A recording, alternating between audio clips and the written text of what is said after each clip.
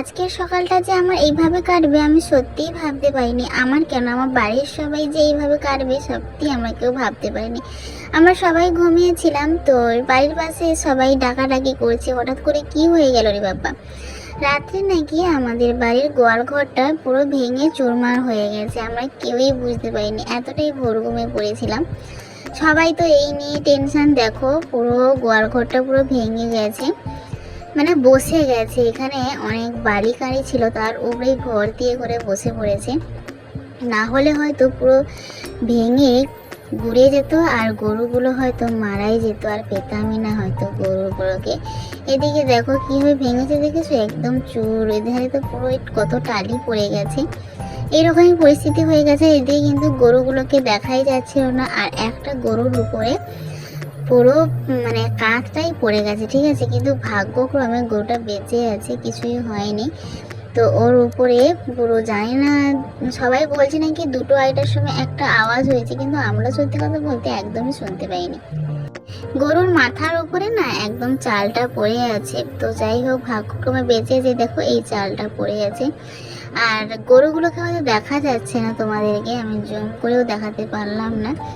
এইরকম একটা পরিস্থিতি হয়ে আছে, সবাই তো খুব মানে মনটা খুবই খারাপ। আর এই গোয়াল ঘরে যে কত জ্বালন আছে সেটা তোমাদেরকে বলে বোঝাতে পারবো না। আর আমাদের যেহেতু মাটি বন আছে, মানে অনেক গাছপালা আছে, তো সেখান থেকে অনেক জ্বালন নিয়ে আসা হয়। তোমাদেরকে তো আগেও বলেছি যে আমি গ্যাসে রান্না করলে ওরা কেউ পছন্দ করে না, কারণ জ্বালন যেহেতু আছে তার জন্য গ্যাসে রান্না করলে একদমই পছন্দ করে না।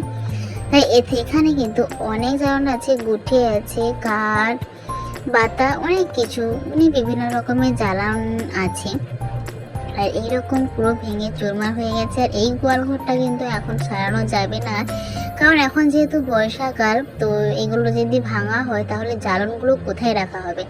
তার জন্য এখন আর এই গোয়াল ঘরটা ভাঙা হবে না। তার জন্য সবাই চিন্তাধারা নিয়েছে এমনি একটা ওই যে যেখানে গরু বাঁধা হয়, মানে যেটাকে বলা হয় গোরাদন আমাদেরকে বলা হয়, তোমাদের কি বলে আমি জানি না, আমাদের এখানে গোরাদন বলে।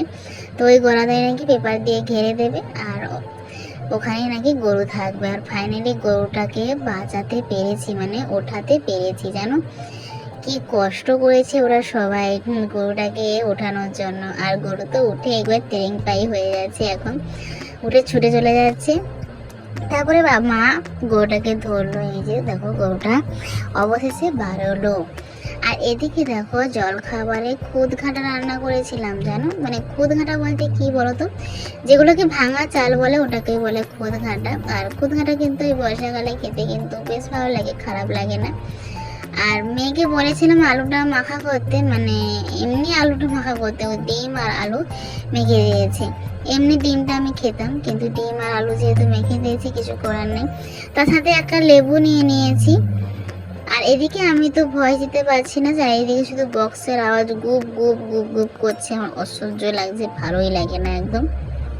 জানি না কপিরাইট আসবে কিনা, মানে কোনো একটা ছোট্টখাটো পুজো হলেই এদের এত বক্স বাজে, এত মাতামাতি, আমার কিন্তু একদম ভালো লাগে না। আবার চলে এসেছি দুপুরে খাওয়া দাওয়া করতে। দেখো দুপুরে কী কী রান্না হয়েছিল, চিংড়ি ভাজা হয়েছে, এখানে হয়েছে লাউ আর পুঁই খাড়া দিয়ে একটা সবজির তরকারি চিংড়ি মাছ দিয়ে, আর সঙ্গে নিয়ে নিয়েছি 2টো আম, আর তারপরে নিয়ে নিয়েছি ঝোল, চিংড়ি মাছ দিয়ে মাছের ঝোল হয়েছিল।